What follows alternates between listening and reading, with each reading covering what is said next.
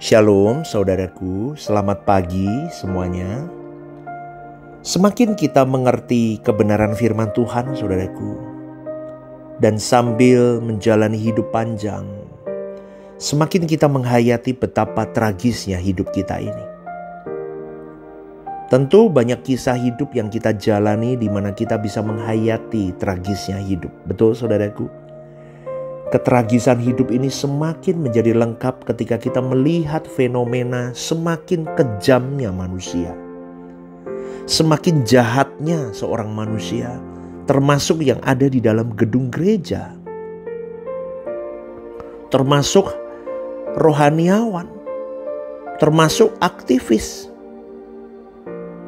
Tragisnya hidup ini membuat kita merasa berhutang. Bagaimana disingkat umur hidup kita di sisa hari kita ini, kita bisa mengentaskan orang sebanyak mungkin untuk masuk di dalam kerajaan Allah. Dunia mengalami kemerosotan. Dunia mengalami suatu keadaan yang tidak menentu, baik dari cuaca dan semua hal di dalamnya. Tidak ada harapan untuk semakin baik dengan dunia ini dari semua aspeknya, saudaraku. Kalau saya merenungkan tentang dunia, saya bisa berpikir, wow, dunia itu semakin menakutkan, saudaraku. Hari ini siapa kawan, siapa lawan tidak jelas. Karena dunia semakin jahat, semakin licik, semakin penuh dengan topeng, saudaraku. Manusia berusaha untuk memakmurkan dirinya, menyejahterakan dirinya. Baik itu di ranah di luar gereja maupun di dalam gereja, banyak sekali orang-orang yang rakus. Rakus apapun itu, rakus uang, rakus kekuasaan, rakus jabatan, rakus penghormatan. Coba ya Bapak Ibu, saudara-saudari yang mendengarkan renungan ini, betul gak omongan saya? Anda coba renungkan, tutup matamu dan kau lihat, baik di luar gereja, di dalam gereja, hampir semua sama. Hampir banyak orang yang di luar gereja tidak mendapatkan pengakuan, dia cari pengakuan di dalam gereja. Ironis, tapi itulah faktanya. Teknologi berkembang. Hari ini saya sering ngomong, kemarin sebelum COVID tahun 2019, kita tidak pernah terpikir ya ada mobil listrik dan sebagainya. Hari ini coba, di tahun 2025 ini sudah di jalan, sudah banyak sekali mobil listrik. Dalam 5-6 tahun perkembangan teknologi begitu maju, saudaraku. Begitu maju. Sekarang saya tanya, apakah teknologi yang ditemukan itu menambah kemakmuran hidup? Coba renungkan ini, saudaraku. Atau sebaliknya. Atau teknologi itu membangkitkan kekhawatiran. Karena dampak dari teknologi itu membuat pabrik tidak bisa menyerap tenaga manusia. Lahan semakin sempit, persaingan antar negara, manusia banyak yang nganggur karena dengan kemajuan teknologi. Belum lagi generasi-generasi yang tidak bisa mengendalikan dirinya dengan teknologi, semakin rusak dengan teknologi. Tapi di satu sisi ada kapitalisme, ada kemajuan yang besar melalui teknologi. Coba saudaraku, ideologi manusia berubah karena teknologi. Seandainya saudaraku, ya saya mengajak kepada siapapun yang mendengar. Seandainya dunia ini membaik, berapa lama manusia dapat menikmatinya? Jadi ini yang seharusnya membuat kita merasa berhutang, khususnya para pelayan Tuhan. Bagaimana sebanyak mungkin menyeberangkan orang ke langit baru, bumi baru. Itu seharusnya para pelayan Tuhan, aktivis, hamba-hamba Tuhan, pendeta seperti saya, rohaniawan, ya harusnya mulai memikirkan itu. Terutama Jemaat Rehoboth Semarang mulai memikirkan itu. Seberapa banyak mungkin kita bisa menyeberangkan orang ke langit baru, bumi baru secepat-cepatnya. Maka pada pagi hari ini, saudaraku, saya mau mengajak kepada siapapun yang mendengar, terutama Jemaat Rehoboth Semarang. Di balik langit baru, bumi baru itu harapan hidup kita, bukan di bumi ini. Maka gak usah cari apapun keuntungan pribadi, apalagi di dalam gereja. Karena itu tidak perlu, saudaraku. Karena itu akan melukai banyak jiwa yang nantinya yang seharusnya kita fokus menyeberangkan orang-orang ke langit baru, bumi baru. Kita sendiri di dalam masih belum memikirkan hal itu. Ironis bukan? Ironis sekali. Maka saya mengajak kepada siapapun yang mendengar, hamba-hamba Tuhan, siapapun,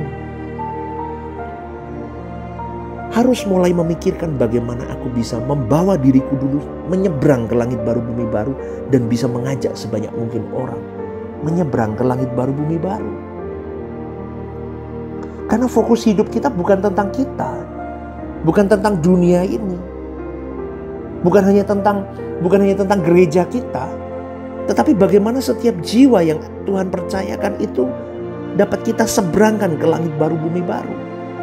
Kolose 3 ayat 3-4 berkata, kamu sudah mati, hidupmu tersembunyi bersama dengan Kristus di dalam Allah.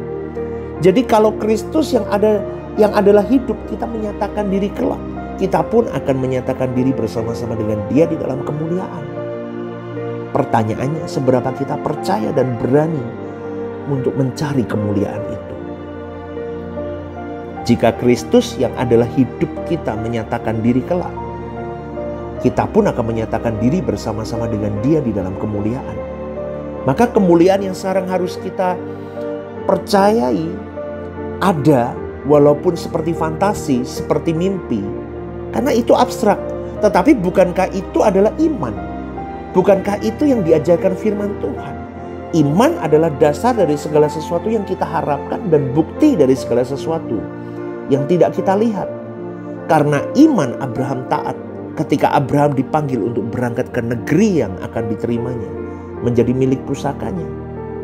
Lalu Abraham berangkat dengan tidak mengetahui tempat tujuannya. Dia tidak melihat itu semua.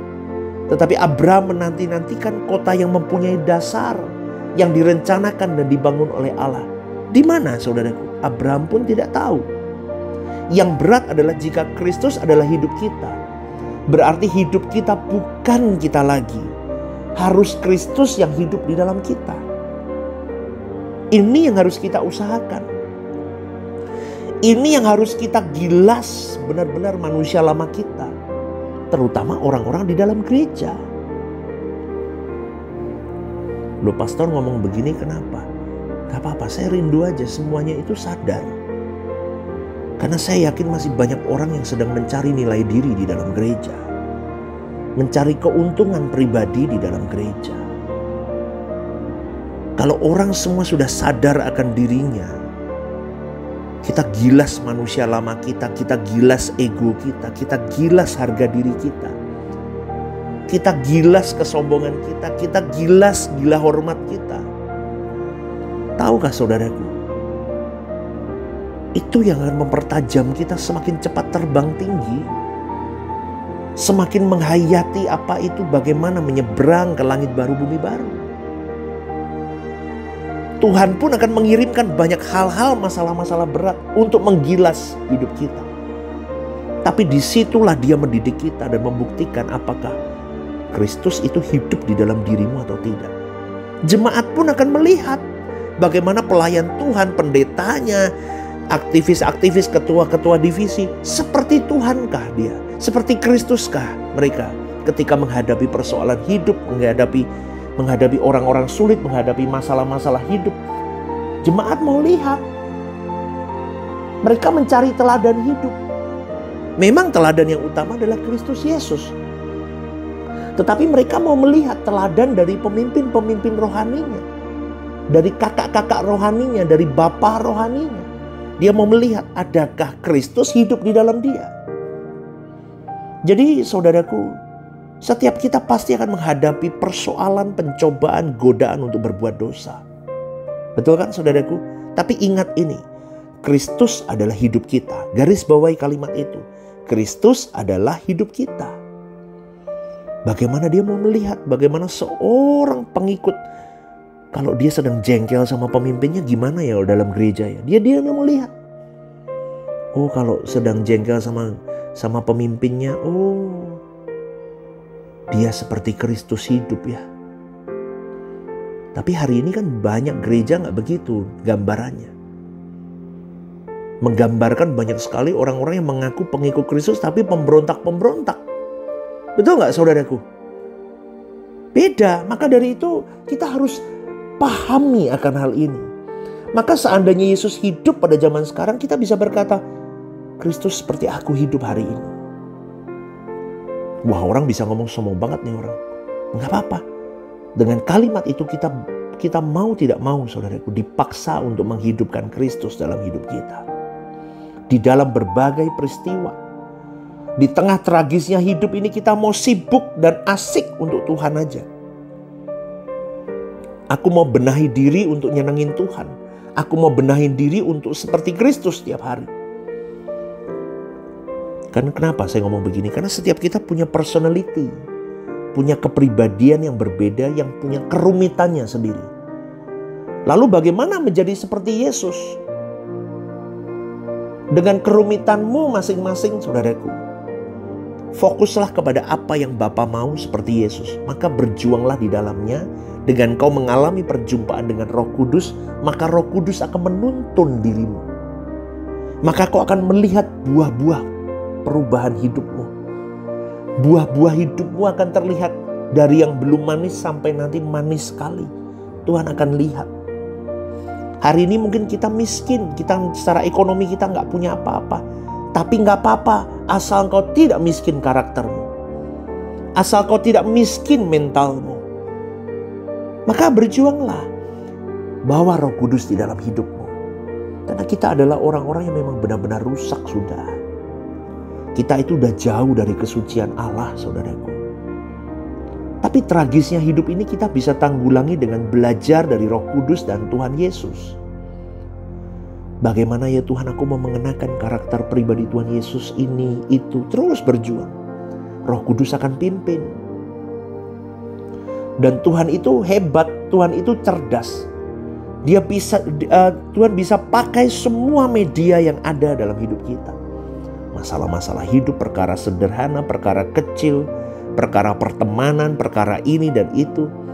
Maka semuanya itu untuk shaping kita. Maka tidak ada kejadian yang tidak punya berkat rohani di dalamnya. Katakan amin saudaraku. Karena setiap kejadian itu ada berkat kekal. Berkat untuk mengubah engkau dan saya. Roma 8, 28, 29 jelas. Semua hal itu mendatangkan kebaikan bagi orang yang mengasihi Dia. Tapi tergantung seberapa kita fokus untuk menggarap hidup kita. Maka hidupkan Kristus mulai hari ini saudaraku. Amin. Kalau jadi rohaniawan yang benar deh.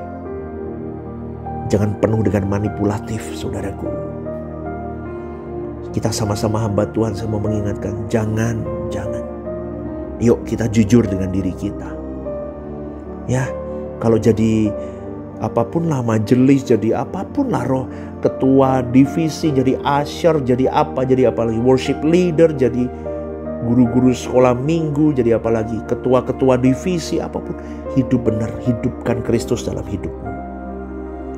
Karakter rumitmu ini loh, dilihat, dicek, dan banyaklah bertobat tiap saat. Udah, kurang-kurangi ngomong, gak usah banyak ngomong. Diam. Dagingmu kau lihat matikan, mati. Udah, gak usah punya keinginan apapun selain nyenengin Tuhan saja. Renungkan ini saudaraku dan selamat pagi. God bless you.